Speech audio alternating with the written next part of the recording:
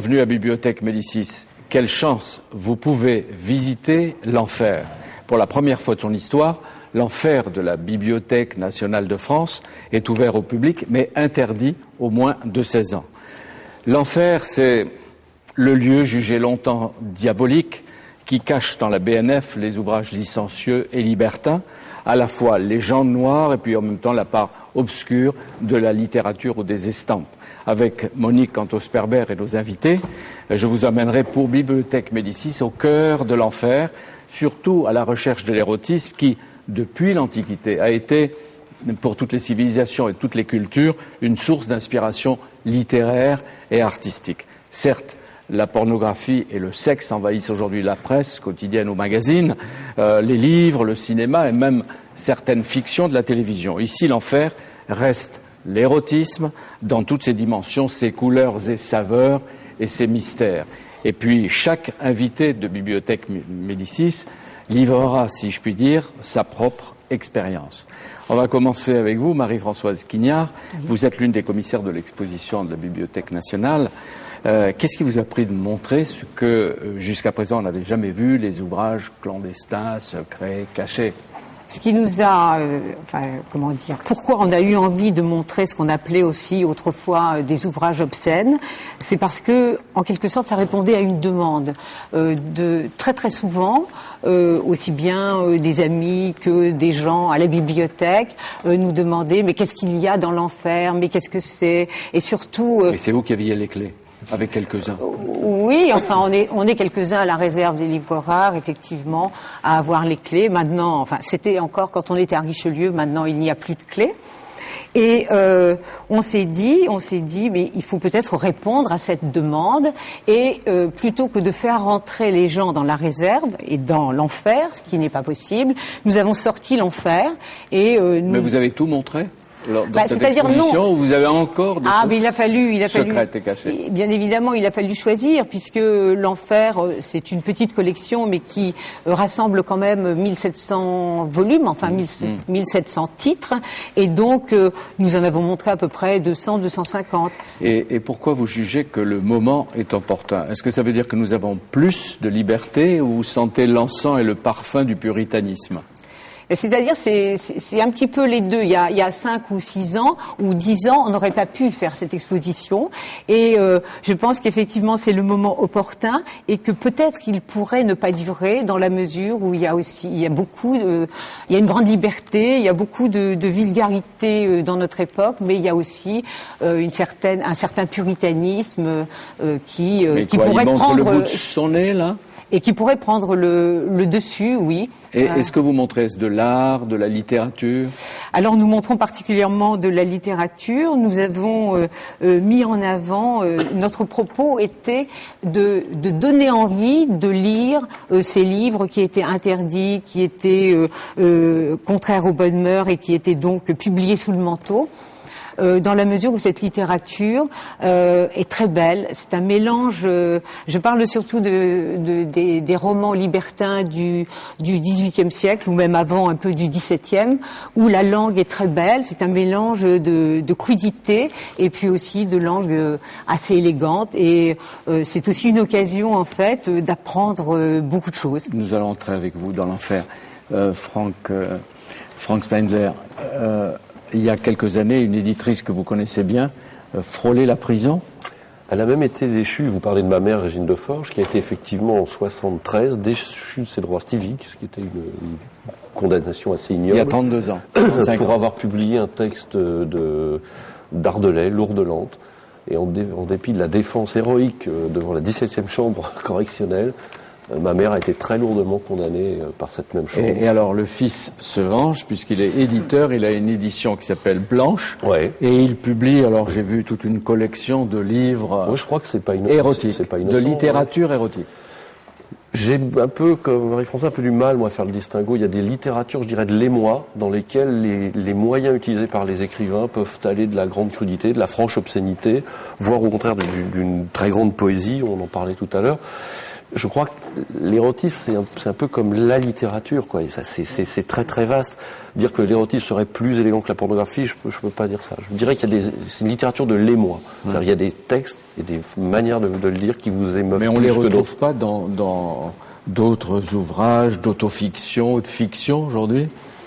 Ou est-ce qu'il faut moi, l'autofiction, un endroit spécialisé? Je dirais que moi, l'autofiction définit un cabinet particulier.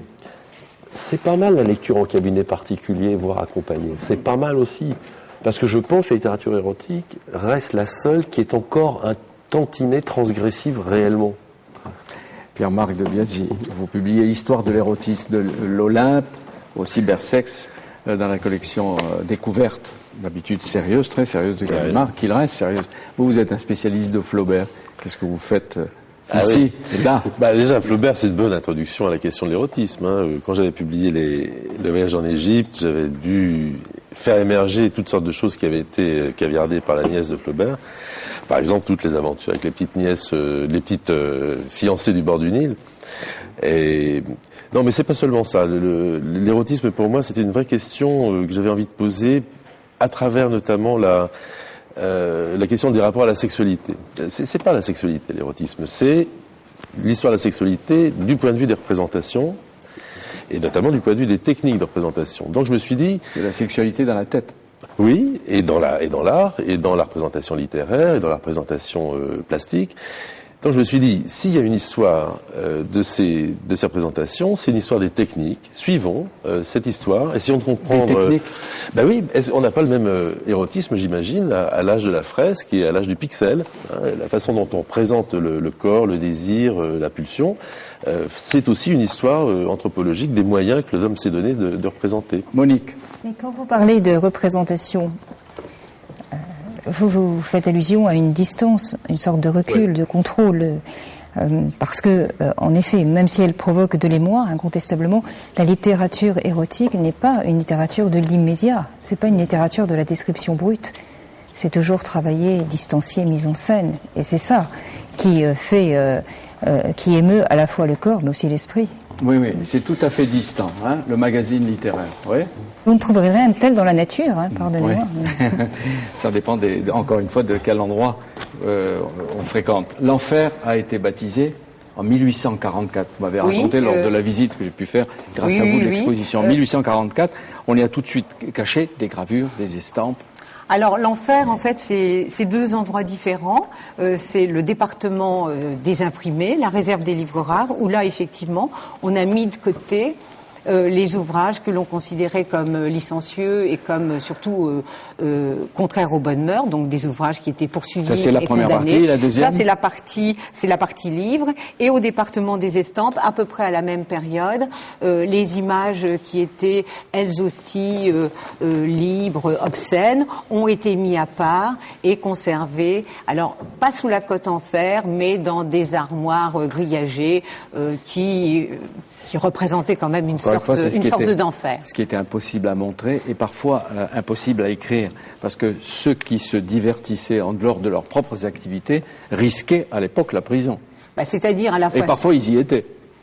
Ah oui, comme ça, par exemple. Ou Mirabeau. Oui, ou Mirabeau. Mais c'est vrai que, en général, les auteurs n'apparaissaient pas parce que ils risquaient éventuellement leur vie, ils risquaient la prison. Et donc, ces livres, on connaît plus d'ailleurs le titre du livre plutôt que le nom de l'auteur qu'on a oublié. Alors pour ça, c'est un petit peu. Mais on va voir. On va commencer par ceux qui ouvrent l'exposition. Thérèse, philosophe. Voilà, Thérèse philosophe a été, disons, notre sésame, dans la mesure où c'est une jeune femme. C'est un roman du XVIIIe siècle. 1748. De 1748, oui. Et Thérèse est une petite fille et une jeune fille qui a un tempérament assez fort et donc qui très vite va se masturber. Sa maman n'en sera pas satisfaite et la mettra donc au couvent. Et malheureusement au couvent, elle va aussi assister, avec quelle erreur, oui, elle va assister à des scènes qui ne lui étaient pas destinées, où un prêtre, va faire des choses avec une jeune pénitente. Thérèse sera absolument le rouge lui montera aux joues, ça lui donnera encore plus envie de se masturber. Ensuite, elle va écouter des discours philosophiques, mais qui sont accompagnés aussi de sortes de travaux pratiques entre un abbé et puis une femme du monde, on va dire. Elle va apprend vivre avec beaucoup de curiosité cette jeune vierge qui est très douée apparemment. Voilà, elle est très douée, mais malheureusement, elle n'ose pas, elle n'ose pas sauter le pas. Et en fait, elle a un protecteur. C'est qui le pas? Pardon. Qui lui enseigne la manière de sauter le pas? C'est un conte et c'est son protecteur qui l'aime beaucoup et qui supporte cela, mais au bout d'un certain temps, il en a assez et il va passer un contrat avec elle en lui disant voilà, vous allez rester 15 jours dans votre chambre, dans votre appartement. Je vais vous faire venir ma bibliothèque d'ouvrages galants et de peintures dans le même genre. Et qu'est-ce qu'il lui montre? Et surtout, il lui demande de ne pas se masturber pendant ce temps-là. Et donc, il lui apporte entre autres Don Bougre, portier des Chartreux, donc qui est un roman anticlérical très sulfureux, l'Académie des Dames, Thémidore, Frétillon. On pense aussi qu'il lui amène les dialogues de l'Arétin et puis des images. Et des images que vous montrez. Et des images, bien entendu. Et donc, après avoir lu ses livres, au bout de 5 jours, elle n'en peut plus. Et le conte arrive. Et elle regarde surtout ces images qui, la mettent, je veux dire, dans tous ses états. Et entre autres, une gravure de Mars et Vénus. Et là, elle dit, mais voilà, je ne sais pas pourquoi je n'ai rien fait jusque maintenant, si même les dieux font cela. Et elle appelle le comte, qui bien évidemment n'était pas caché loin, et qui arrive, et voilà. Et donc Thérèse va passer du stade de l'adolescence au stade d'adulte, enfin, grâce au livre. Et pour nous, c'était quand même intéressant dans une bibliothèque que ce soit le livre. Cette raison-là que vous ouvrez l'exposition avec qui a eu, d'après ce que vous m'avez raconté, une grande influence au XVIIIe. Ah, c'est-à-dire que c'est un roman, c'est une sorte de best-seller avec aussi Don Bougre, portier des Chartreux. C'est quelque chose qui a été réédité de nombreuses fois. C'est un roman, on peut dire que c'est un roman de formation, mais qu'on ne peut pas recommander à toutes les jeunes filles. Peut-être à Maïna Le Charbonnier et encore. Moi, je suis assez partante. Oui. Je sais pas. J'ai cru comprendre en lisant vos livres. Non, je sais pas. Moi, je trouve que peut-être pas en dessous de 15 ans, disons, mais autrement, oui, on peut tout à fait, en tout cas, on peut tout à fait le lire en cachette, disons. Toujours en cachette. Oui, en cachette parce que... Vous voulez pas le rééditer? Il existe dans plusieurs collections de poches. Oui. C'est un très beau texte et en plus servi par une très belle langue. Oui, magnifique. Et il est publié dans la Pléiade, dans les romans libertins. Qui l'a écrit? Effectivement, Thérèse philosophe, mais c'est Boyer d'Argens. Et c'est quelqu'un qui, à l'époque, était très connu pour des travaux très sérieux. Il était philosophe et en fait, on ne se souvient que de ce roman-là, et à la limite, on se demande même si c'est lui. Donc, ce qui est important, en tout cas au XVIIIe ou au XVIIe siècle, ce sont les personnages de romans, et c'est l'imaginaire. Est-ce qu'il y a un siècle plus choquant que les autres? En tout cas, vous avez dans l'enfer. En tout cas, plus choquant, le plus intéressant, c'est certainement le XVIIe et le XVIIIe siècle. Enfin, le XVIIe siècle avec l'Académie des Dames, qui était un dialogue entre deux jeunes cousines et où l'une va apprendre à l'autre tout ce qu'elle sait. Alors, Pierre-Marc de Biasy, c'est toute l'histoire. Vous commencez d'ailleurs à la préhistoire, puis à l'Égypte. On peut dire que globalement, dans l'Antiquité, jusqu'à la fin jusqu'au 1er siècle de notre ère, le polythéisme s'accorde avec une sorte de rapport assez simple au plaisir. Les dieux font l'amour, comme ils le feront aussi dans l'Inde polythéiste. Donc il y a toujours un dieu auquel on peut vouer le moment de plaisir qu'on est en train de prendre. Ce qui est intéressant, c'est qu'en effet, dans l'Antiquité en particulier, grecque, peut-être un peu moins romaine, la sexualité est une extraordinaire force d'affirmation de l'être. Mais ce n'est pas pour autant que la séduction est absente. On sait différer le désir, on sait mettre en scène la personne aimée, il y a un certain rituel.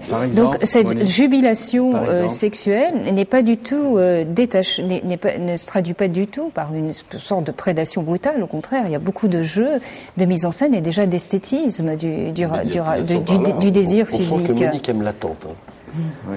Mais c'est la clé de l'érotisme, non ? Une des clés de l'érotisme. C'est le rite et la loi sont quand même à l'origine de la représentation érotique. La Grèce, le culte du phallus et de la nudité. Et l'homosexualité. La nudité, la première marque de la civilisation. Les Spartiates couraient et faisaient célébrer les Jeux athlétiques couverts. Les Grecs le faisaient nus. Et alors, chez les Romains, il était interdit. Il y a un culte du phallus, quand même, à Rome, qui est en train de se construire, qui est une espèce de rapport un peu délirant à l'idée de puissance. Et c'est un peu comme si la puissance romaine trouvait dans Eros une sorte d'image de sa force militaire, culturelle. Il y a un rapport de miroir entre ces deux. Vous rappelez que Pompéi comptait 34, comme on dit, bordel, et dont un célèbre qui s'appelait Lupanar. Ah bah oui, Lupanar, et pourquoi Lupanar ? Parce que les filles qui étaient dans cette maison appelaient le client par un cri rauque de la voix qui ressemblait au cri de la louve. Lupa. Ah oui. Oui. Vous parlez de l'islam, vous dites monothéiste et polygame, qui hésite entre, je vous cite, surenchère dans l'ascétisme et libération des mœurs, mais avec tant de fables, tant de dessins, de miniatures qui le montrent à l'époque. Oui, et quand même par rapport à donc l'islam, c'est 7e siècle, c'est l'arrivée d'une religion qui fait de la joie terrestre quelque chose que Dieu non seulement accepte, mais prescrit. Faire l'amour, c'est à l'image de la création du monde par Dieu. Et ça va durer c'est dans le Coran. quelques dizaines d'années. Alors voilà, le problème c'est que ça va changer. Tout le monde a Monique. Jusqu'aux Umayyads.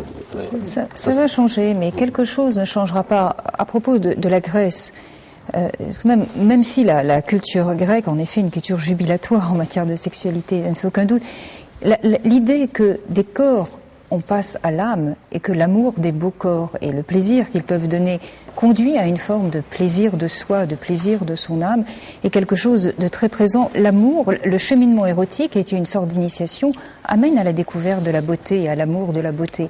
Ça, c'est toujours très présent en Grèce. Ça se retrouvera à la Renaissance. La dialectique de la République, c'est quand même extraordinaire. Aimer un beau corps, deux beaux corps, plusieurs beaux corps, tous les beaux corps, et là, vous pouvez découvrir ce que c'est que l'idée du bien. Ça m'intéresse, l'idée du beau. Ça me passionne, absolument.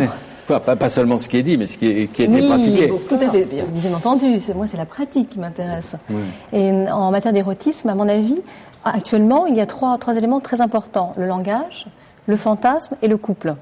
Alors, c'est très simple. Le langage, pourquoi ? Parce qu'à travers l'érotisme, on a 3 langages différents. On a un langage purement sexuel, purement physique. Ensuite, on a un langage émotionnel, l'émoi. C'est-à-dire là, on parle de la sensibilité d'un seul coup, l'ambiance. Et puis, on a un 3e langage, la psychologie, c'est-à-dire ce qui se passe avant l'acte et après l'acte. Ça, à mon avis, c'est très important en matière d'érotisme. Et quand vous dites le couple... Alors, vous allez voir, je vais y arriver. Attendez, là, je suis dans le langage. Le suspense. Ouais, c'est le suspense, absolument. Et à propos de pratique, justement... Tout à fait. Mais à propos de pratique, le fantasme est important. Pourquoi ? Et pourquoi la littérature, à mon avis, érotique est intéressante ? Parce que on a vraiment des témoignages de ce qui se passe. On a le témoignage du lit, tout simplement, le témoignage de la maison, du foyer. Les gens, par l'érotisme, peuvent expliquer ce qui se passe chez leurs voisins, ce qui se passe dans leur propre corps, ce qui se passe, etc.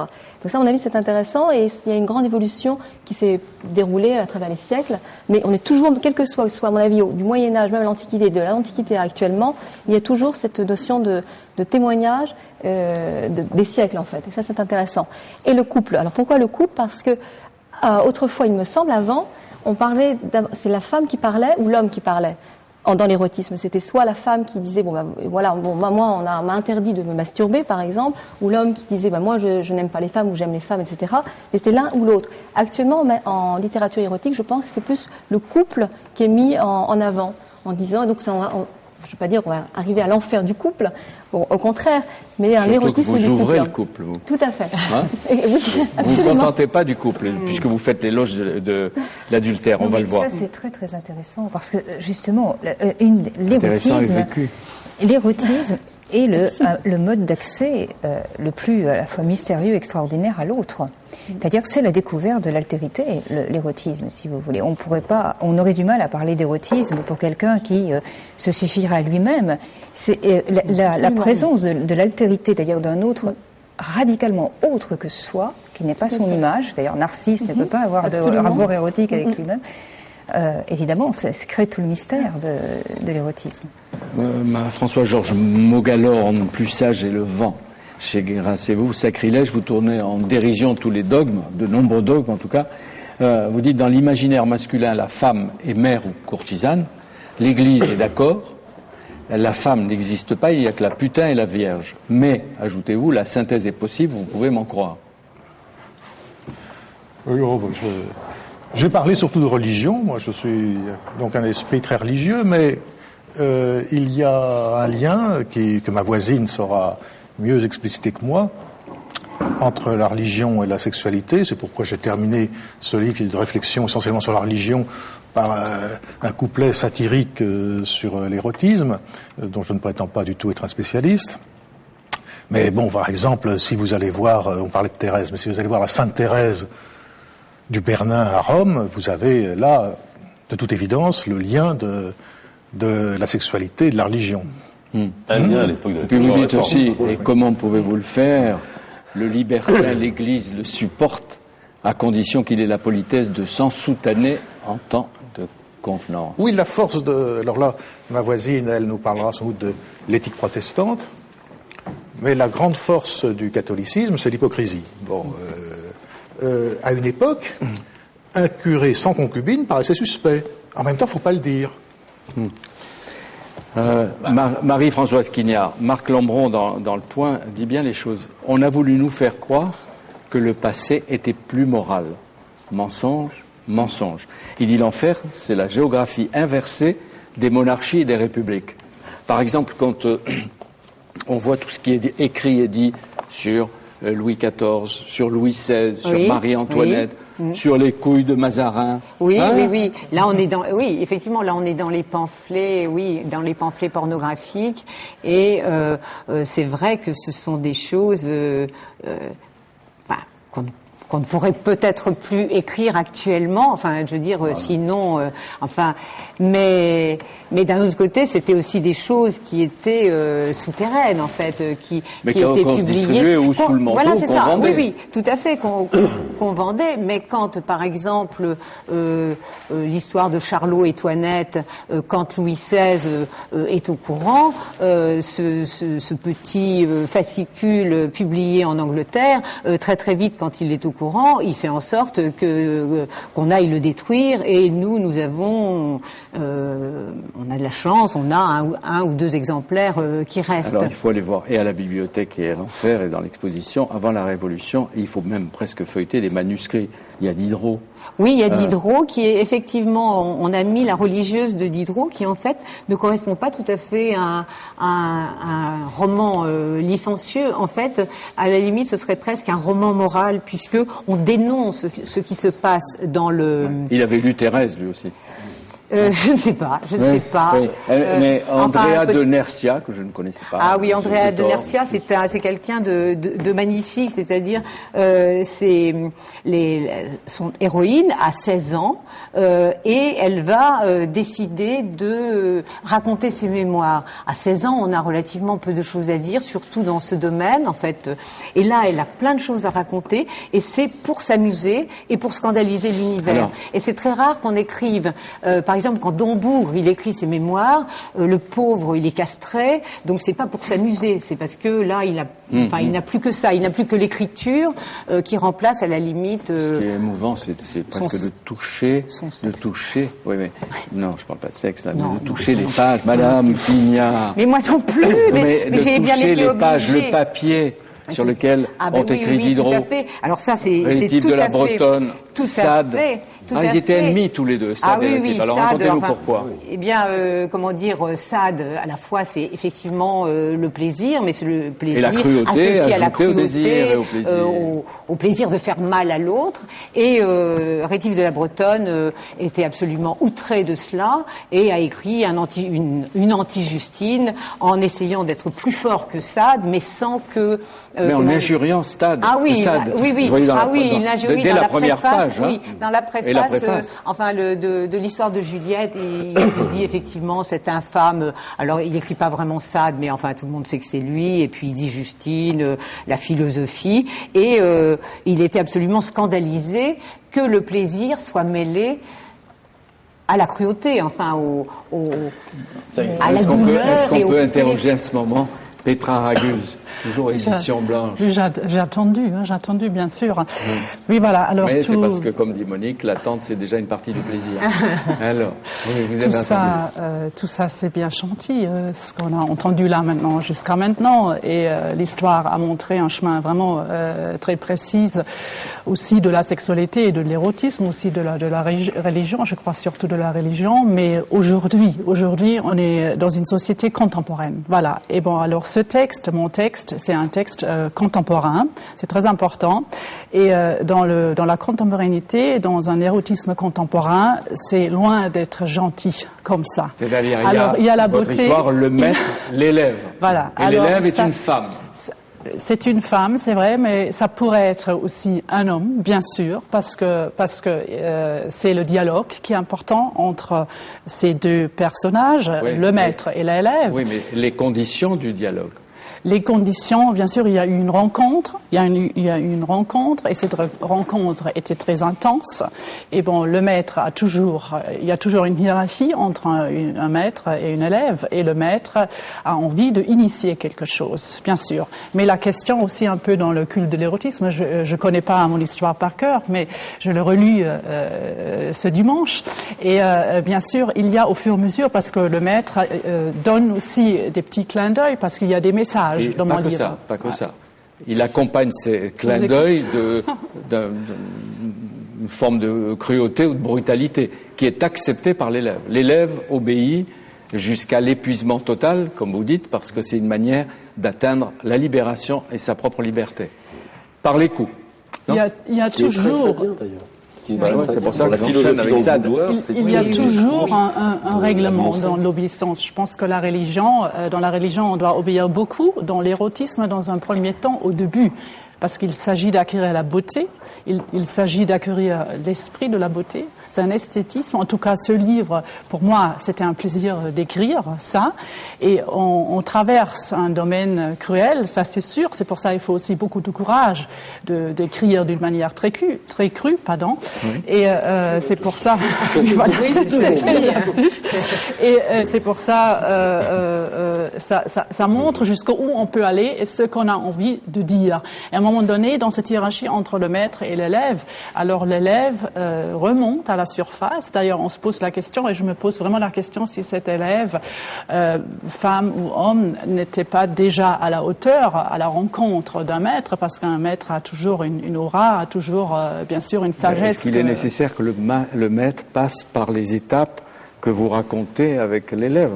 Je pense que oui, c'est pas toujours dans toutes les relations, c'est pas comme ça, mais en tout cas c'est un dialogue, c'est une mise en scène. Oui, c'est une mise en scène. Tous les instruments sont autorisés. Ce qui n'est pas autorisé sont les sentiments. C'est un jeu. L'érotisme dans ce livre, c'est un jeu. Et les sentiments n'ont pas leur place. Et chez vous aussi. Quelques-uns, bien sûr. Sans sentiments, ce n'est pas possible. Mais c'est un parcours initiatique qui est décrit dans ce roman, qui est tout à fait captivant. D'ailleurs, vous dites à un moment, il n'y a pas d'érotisme sans contrôle. Et on a le sentiment que l'érotisme sert autant à dompter le désir qu'à le satisfaire. Toujours ce jeu compliqué.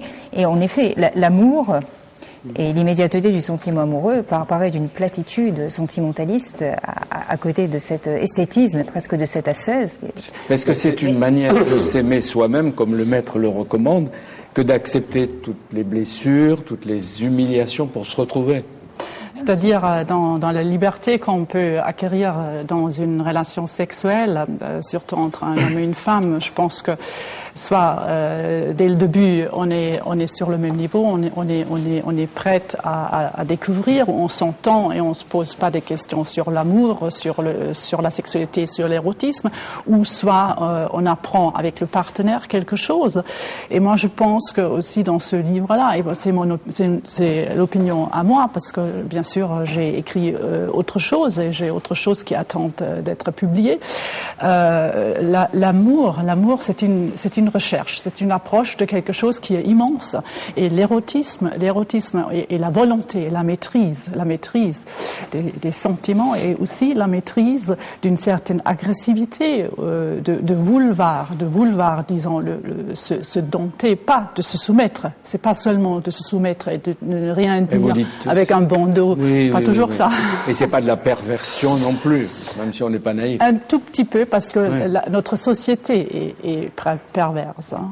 C'est la structure. Et est-ce que c'est de la fiction pour Petra Argus, pour vous, ou une part d'expérience personnelle?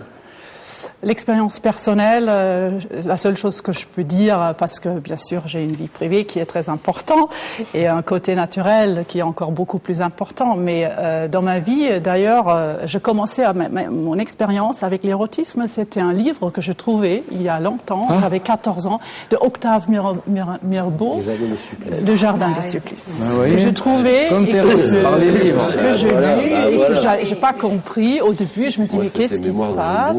Et ben voilà, c'est comme ça que, et à travers des rencontres un peu plus tard, bien sûr, dans l'âge, quand j'étais adolescente, j'ai compris et je remarquais qu'il y a une très grande vérité dans tout ça. C'est pas seulement une imagination, une poésie ou une fiction, mais il y a une vérité vécue, entre guillemets, de tous ces auteurs aussi qui ont écrit des textes érotiques. Et à un moment donné, je commençais à rentrer avec des rencontres que j'ai eues dans le domaine de la religion, et là aussi je remarquais qu'il y a quelque chose et qu'il y a peut-être un lien entre la religion et l'érotisme, et je me suis dit ça peut pas être possible parce que moi je savais pas expliquer un érotisme dans une religion quand j'étais petite à travers de mon éducation, mais au fur et à mesure avec les rencontres et avec l'écoute et les recherches dans ce qu'il y a eu dans l'histoire, dans le passé, j'ai compris que effectivement le domaine nécessite encore aujourd'hui un courage d'écrire des textes crus entre guillemets, avoir le courage de dire ce qu'on a envie de dire sans avoir peur. Oui, et sans masque. Je dois dire que vous avez été jugé. Vous avez été chargé de mission auprès de l'Institut international des droits de l'homme à Strasbourg. C'est vrai, oui. Que vous êtes né à Karlsruhe et que vous êtes conseillère d'un proviseur ou d'une proviseure de lycée en Allemagne. Pour l'instant, oui. Pour l'instant. Je travaille aussi, et bon, je suis une femme du terrain. Bien. Marc de Benzy. Oui, les relations religion-érotisme sont compliquées, parce que on a parlé du XVIIIe siècle, qui est un siècle évidemment en France, en tout cas fondamental. Mais au XVIIIe siècle, Eros, enfin l'écrivain de l'érotisme, apprend à être incrédule, apprend à être libertin et apprend à faire de son combat celui qui va aussi devenir un combat politique.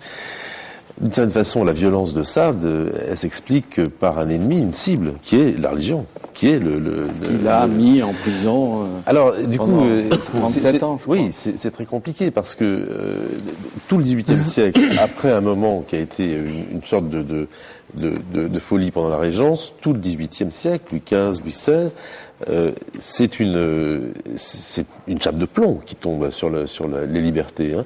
Et quand on va, par exemple, libérer la Bastille, il y aura pratiquement plus de prisonniers dedans, puisque Sade, qui a été envoyé dans le donjon plus loin, parce qu'il criait par la fenêtre, venez prendre la Bastille, Mais en revanche, on va débastiller plein de livres qui étaient préparés pour le pilon.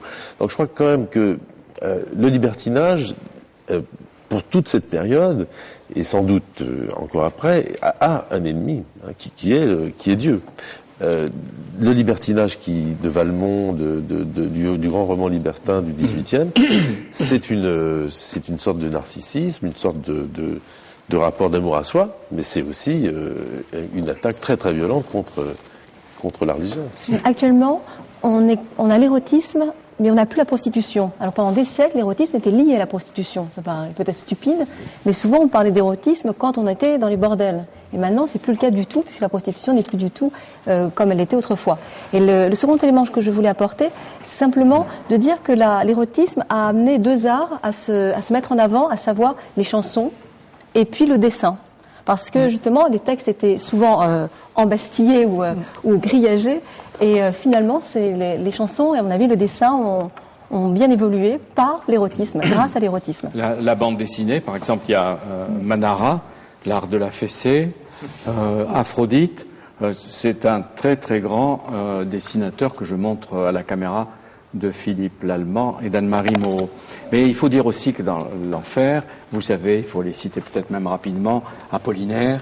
Oui, bien sûr. Pierre-Louis. Oui, Georges Bataille, Jean Genet. C'est-à-dire que pour le XXe siècle, autant pour le XVIIIe siècle, on avait mis en avant les personnages de romans. On est dans la fiction, on est dans l'imaginaire, et là, jusqu'à Sade quand même, on est dans le plaisir. Et on est dans la volupté, et on n'est pas du tout, et on est dans, on ne fait de mal à personne, mais on jouit. Et avec Sade, bon, c'est un petit peu différent. Et la langue, en général, est très très belle, et les ouvrages, même si les auteurs ont une langue un peu différente, on retrouve un petit peu toujours les mêmes sujets ou les mêmes thèmes. En revanche, au XXe siècle, ce seront des figures qui auront chacun une langue très singulière. On peut pas confondre Apollinaire avec Pierre-Louis, on peut pas confondre Bataille avec Jean Genet. Pierre-Louis, on va découvrir des tas d'œuvres de lui, et Pierre-Louis, inédites à sa mort. Tout à fait. Et Pierre-Louis, en fait, il meurt en 1925, et on va découvrir une œuvre colossale de textes et de manuscrits érotiques, et qu'il aura en plus de ça écrit, tout à fait, et de photographies aussi, et qu'il aura écrit non pas à la fin de sa vie ou au début de sa vie, mais tout au long de sa vie. L'histoire de l'œil de Georges Bataille. L'histoire de l'œil chez Gallimard encore. On le voit écrire, on voit le manuscrit. L'histoire de l'œil. Et sur quoi il écrivait? Il écrivait. Il était à la Bibliothèque nationale, et il était un de nos collègues. Il était bibliothécaire au département des monnaies et médailles. Et je pense qu'il avait du temps. Enfin, je ne sais pas. Mais il écrivait sur les fiches de prêt, au lecteur, verso des fiches de prêt. Qu'est-ce que vous écrivez, vous, qu'on connaîtra un peu plus tard? Éventuellement mes courses, je sais pas. Non, je sais pas. Non. Et Monique, parce qu'on nous dit tel et tel philosophe avait son activité de philosophe, et dans son cabinet particulier, il écrivait des livres personnels, intimes. Ça se produit pas chez la philosophe quant au sperme. Chez tout créateur, il y a une création extrêmement diverse. Mais pour revenir à la collection d'Enfer, ce qui est très intéressant, puisqu'à l'origine c'était un type de conservation et un type de communication. Seul le conservateur avait la clé. La lecture était interdite, sauf autorisation. Journalisme intellectuel. Mais c'est qu'il y a eu une tension, enfin un dilemme, j'imagine, pour les conservateurs du milieu du XIXe siècle, quand la collection particulière a été constituée, entre la volonté patrimoniale, conserver ces œuvres qui étaient souvent saisies, qui étaient l'objet de saisie du judiciaire, les conserver comme témoignage d'un certain type d'écriture, et peut-être aussi des chefs-d'œuvre littéraires, ce que certains d'entre eux sont, et puis la volonté évidemment de les supprimer, puisque la plupart de ces livres sont des survivants d'extraordinaires autodafés. Ces livres étaient brûlés. Donc là, il y a eu tension entre la volonté patrimoniale, il fallait léguer quelque chose comme témoignage d'une certaine manière, et puis la volonté de faire respecter les bonnes mœurs, qui aurait dû conduire à la destruction pure et simple. Franck Spengler, sur quels critères vous décidez d'éditer tel ou tel livre? D'abord, un critère de qualité d'écriture. Pour moi, il faut d'abord qu'un livre me raconte une histoire. Et l'érotisme peut marcher, comme l'expliquait très bien Marie-Françoise, parce que s'il vous raconte une histoire, ça peut être l'histoire d'une jeune fille, ça peut être l'histoire d'une femme qui découvre, je ne sais pas, son homosexualité à 30 ans et dont la vie va être modifiée, ça peut être l'histoire d'une passion sexuelle comme celle de Petra Ragus, qui va jusqu'au dépassement de soi-même dans son corps pour toujours en permanence prouver à l'être aimé, le maître, que l'on est sa chose, dans un choix. Et dernier point, et ça faut pas le mentir, et les éditeurs d'érotisme qui le disent pas, il faut que ça me fasse bander. Il faut que ça m'émeuve. Parce que je pense que une éditrice, même chose. Oui, bien sûr, mais j'ai des directrices de collection aussi pour certains textes. C'est-à-dire que moi, c'est vrai, j'ai des... Très sévère. J'ai des fantasmagories qui ne sont pas les miennes, donc qui ne m'émeuvent pas, mais qui sont des textes de grande qualité. Je pense à un texte lesbien, par exemple, que j'ai publié, qui est magnifique, qui s'appelle L'Alès, qui, moi, m'a laissé de marbre parce que ça n'est pas rentré dans tous mes schémas constitutifs de ma libido, mais qui a été défendu tellement merveilleusement chez moi par une éditrice qu'on l'a fait. Est-ce que le genre évolue ces dernières années, depuis quelque temps, et de quelle façon? Le genre évolue dans la mesure où c'est vraiment les femmes qui ont capté ce genre. C'est-à-dire on est passé d'une littérature, je dirais, érotique, très portée par les hommes, qui racontait des histoires vraiment pour se procurer des excitations, des émois et autres, avec aussi toute cette fonction de littérature érotique de combat, comme ça a été le cas pour combattre le victorianisme en Angleterre avec La Perle, comme ça a été le cas par Sade et par d'autres, mais une littérature très masculine. Et à partir assez tardivement, il y a eu quelques cas, il y a eu Histoire d'eau et il y a eu Emmanuel, mais c'était l'arbre qui masquait la forêt. À partir de la fin des années 80, c'est vraiment les femmes qui prennent ce genre vraiment. Quand je vois la liste des livres que vous publiez, ce sont essentiellement des livres de femmes. Et chez mes confrères aussi. Et le constat que l'on fait, c'est-à-dire que c'est un érotisme qui ressemble plus à celui dont vous nous parliez, Maïna. Et de l'attente, et de la réflexion, et de l'intérêt, qui n'exclut pas la crudité des actes, quand les actes se posent, mais qui rentrent dans une réflexion. Les hommes, et même les très talentueux, ne se posent pas de questions. On va réduire la parole des hommes. On va faire parler Maïna. Il y a un conte dans les 12 coups de minuit, 12 contes sensuels des fêtes de Noël, et puis l'éloge de l'adultère, avec même les 10 commandements. Absolument. Tout à fait. Je trouve c'est fondamental de donner les 10 commandements de l'adultère. Ce qui est amusant en érotisme, c'est qu'on change de vie.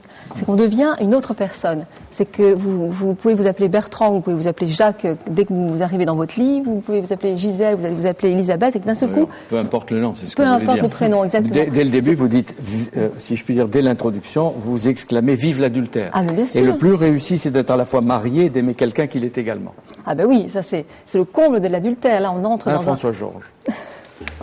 J'aurais une observation à faire. Mais on va la laisser raconter ce qui est volonté de présenter l'éloge de l'adultère. Oui, ce qui est formidable dans l'adultère, c'est vraiment de se trouver dans une situation tout à fait différente de ce qui est prévu. Et ça, c'est génial.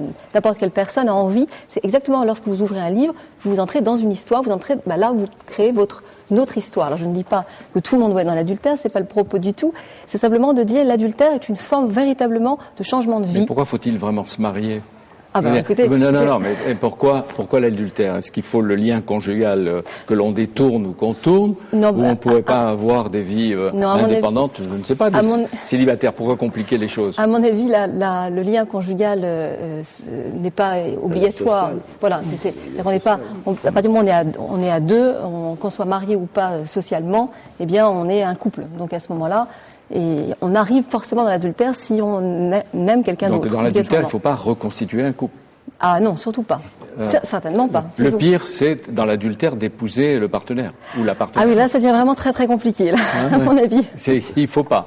Mais, et naturellement, ça se pratique avec réciprocité. Vous donnez des conseils et des recettes.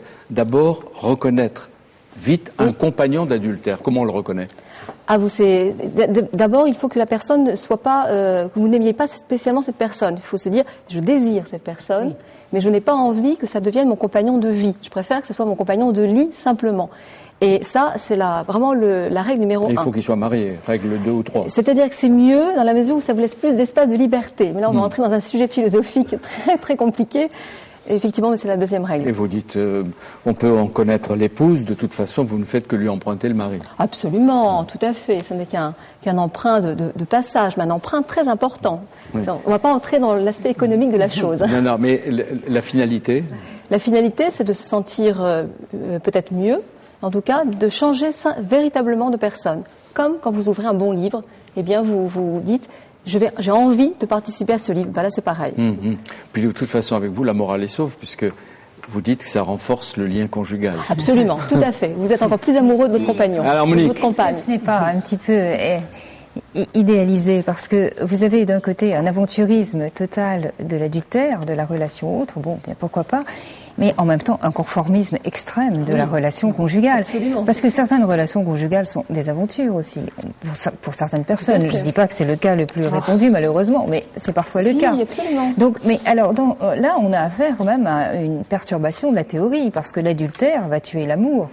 Vous ne pouvez pas confiner le conjugal dans le social et le moral, avec l'obligation de fidélité enfin, le refus de la fidélité qui va avec, et puis laisser la bride sur le cou à tout ce qui est en dehors du lien. Vous avez tout à fait raison. C'est dans ce livre, en fait, j'explique deux choses. C'est soit vous avez envie d'un côté de vivre le désir sexuel avec quelqu'un et le sentiment avec votre conjoint. À ce moment-là, c'est de dire on peut parfois cloisonner, être sexuellement bien avec quelqu'un et aimer quelqu'un d'autre, par exemple.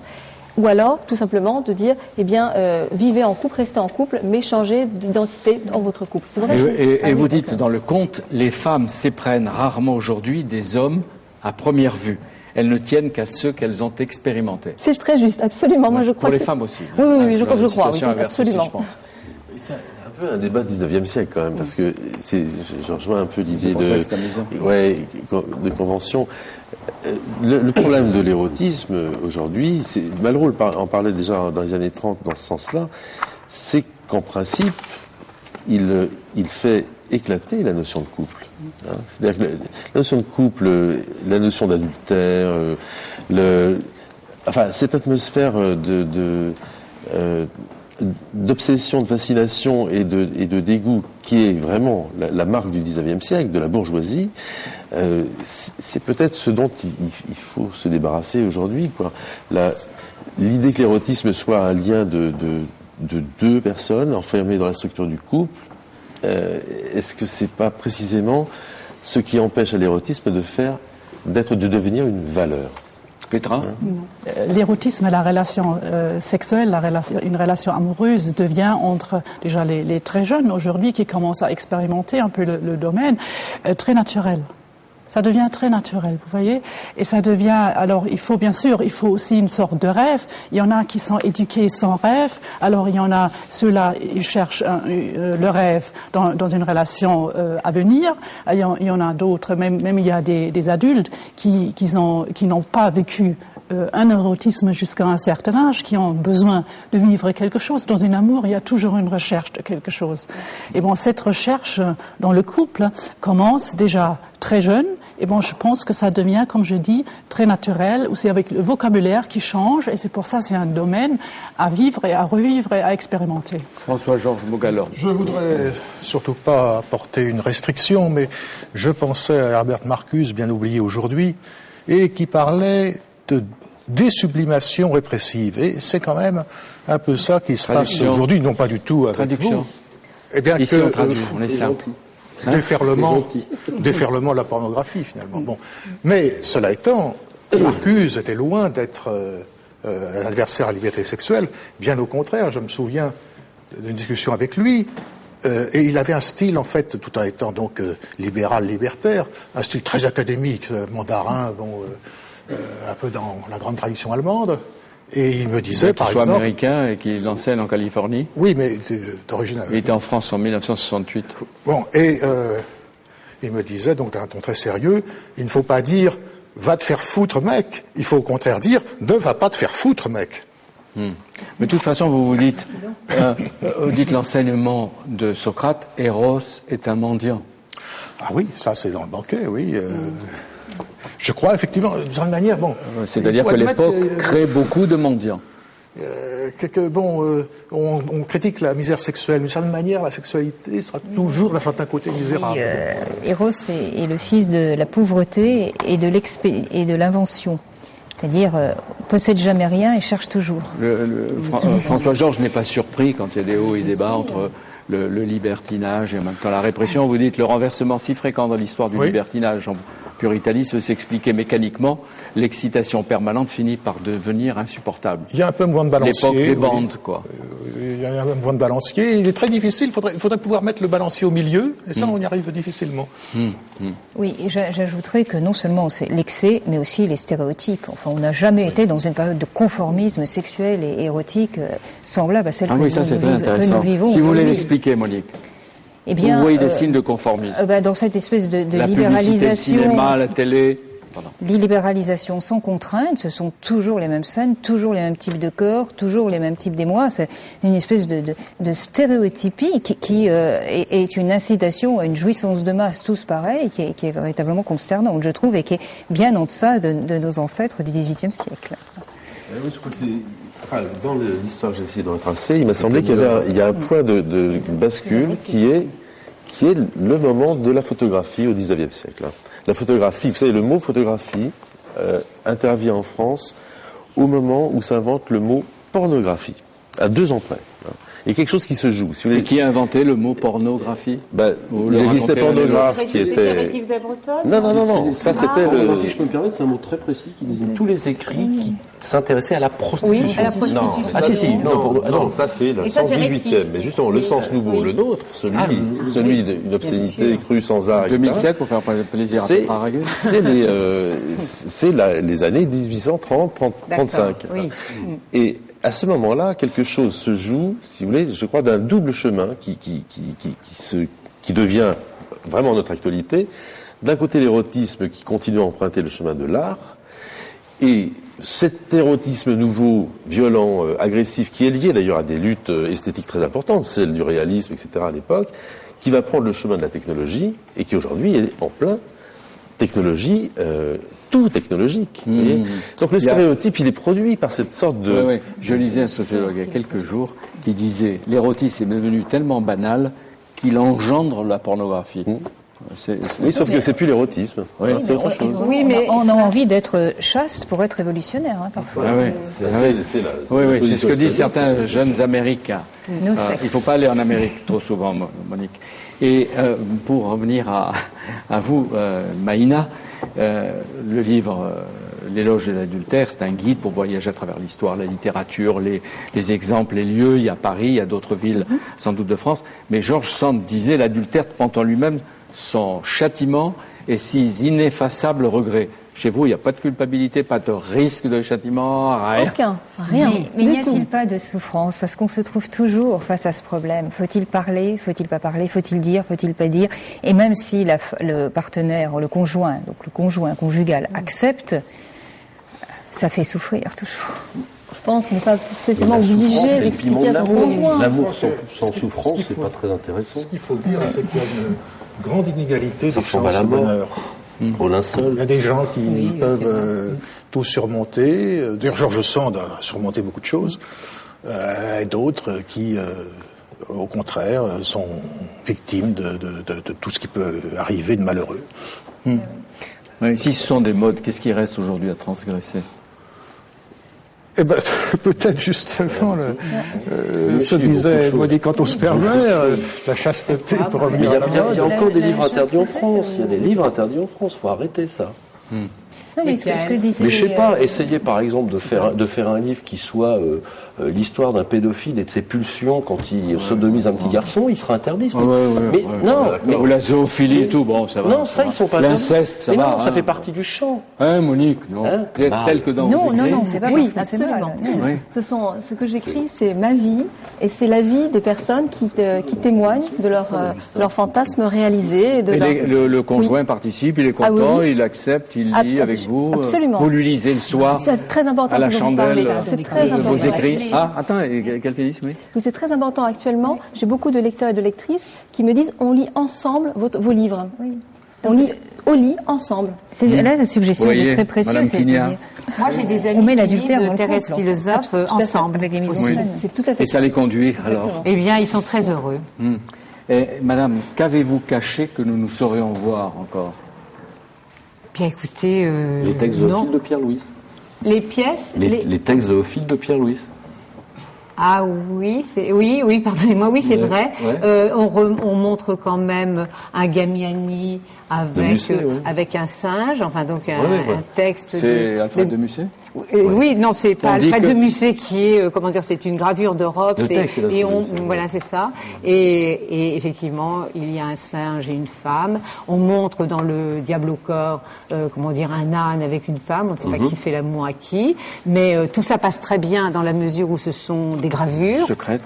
cachée, secrète, et que on est dans l'ordre de l'imaginaire. On n'est pas, dans le réel. Et c'est vrai que si actuellement, nous avions dans notre enfer un livre de photographie où une femme faisait l'amour avec un âne, je ne suis pas sûre que... Ou son chien, je ne suis pas sûre que ce serait aussi bien admis. Et peut-être que nous l'aurions pas mis en enfer non Monique. plus. Mais, ou avec un enfant, tout simplement. Si vous voulez, c'est pourquoi c'est interdit, la question est essentielle. Mais tout simplement parce qu'on croit, à tort ou à raison, là c'est une toute autre discussion, que ça peut avoir un effet sur les comportements. Et on n'est pas dans une société où on a envie que les femmes enceintes soient éventrées et les petits garçons sodomisés. Mais là vous tenez l'argument on a peut-être, mais non, on a peut-être. C'était pour protéger les autres. Moi je me passe, je suis éditeur. C'est un débat. Je donne. C'est un vrai débat et il peut pas être liquidé en disant ça n'a pas de sens. Mais mon métier à moi, c'est de laisser libre cours à la création, quelle qu'elle soit. J'ai publié un livre pour lequel j'ai eu beaucoup de soucis. Cannibale. Ça s'appelle de la création. Oui, c'est la création littéraire. Cannibale aussi. Mais c'est de la création littéraire. Cannibale, voilà un fait divers en Allemagne de 2 hommes qui se rencontrent sur Internet, dont l'un va le tuer et dévorer l'autre. Ça a été jugé, il y a eu des condamnations. Oui. L'auteur a fait un parti pris, comme l'avait fait Emmanuel Carrière dans L'Adversaire, de se mettre dans la peau de ce type pour comprendre qu'est-ce qui se passe. Et il en fait de ça un matériel littéraire qui donne un texte que moi je trouve remarquable, comme j'avais trouvé le texte d'Emmanuel Carrière remarquable. Là, on est en train de dire, ça on peut dire et ça on peut pas dire. Alors, il y a la patine du temps. Moi, j'ai exhumé, moi je connais l'enfer, pas aussi bien que vous, Marie-Françoise, mais très très bien. Il y a des textes, mais épouvantables dans l'enfer. Oui. Épouvantables, mortifères. Mais non, mais il faut le savoir. Et la patine du temps, la distance fait que ce que me disait Pierre-Louis le rendrait absolument plus convenable que maintenant. Je dis non.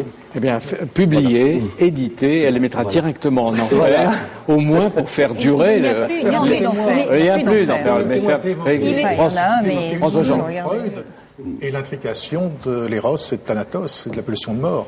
Ouais. Vous dites ce besoin effréné de consommer du sexe. Ça a peut-être un lien avec la peur du temps qui passe ou la peur de la mort. C'est ce que disait Monterland. Je bande, je vis. En tout cas, l'être humain n'a pas encore fini de se libérer, ça c'est sûr. Hein. Et bon, il fait tout pour la recherche de soi-même, et il dépasse aussi pas mal des frontières. Et je pense qu'il faut quand même faire attention parce que la société, comme je dis, elle est très difficile, elle est compliquée, elle devient même alarmante ou dangereuse. Et alors, je crois qu'il y a une autocensure, ça c'est sûr, parce que chacune sait très bien jusqu'où lui on peut aller, mais en tout cas, alors je pense qu'il s'agit vraiment d'une libération aussi dans les sentiments et dans l'amour et dans la passion et dans les besoins. L'érotisme, je vais terminer avec une phrase de Pierre-Marc de Biasi. L'érotisme reste peut-être la dernière terra incognita à conquérir et à humaniser. L'ultime frontière derrière quoi s'ouvre l'espace de l'amour fou, l'aventure avec un grand A, l'horizon où doit s'accomplir une forme encore inconnue de notre liberté, un art d'aimer qui ferait de nous tous des artistes. Vous reconnaissez votre texte? Oui. C'est une bonne conclusion. Oui, c'était une profession de foi. Ah bon, c'est une profession de foi. Et on peut y adhérer.